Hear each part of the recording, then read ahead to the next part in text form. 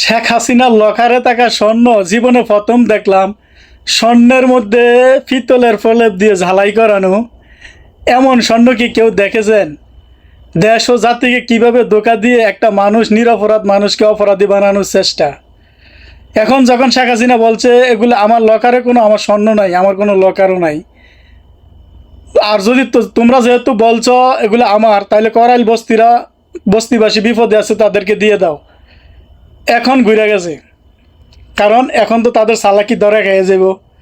তারার এই যে বেইমানি, তাদের এইসব সাজানো নাটক ধরা খেয়ে যাবে। এখন বলতেছে এগুলা শেখ হাসিনার নাও হতে পারে।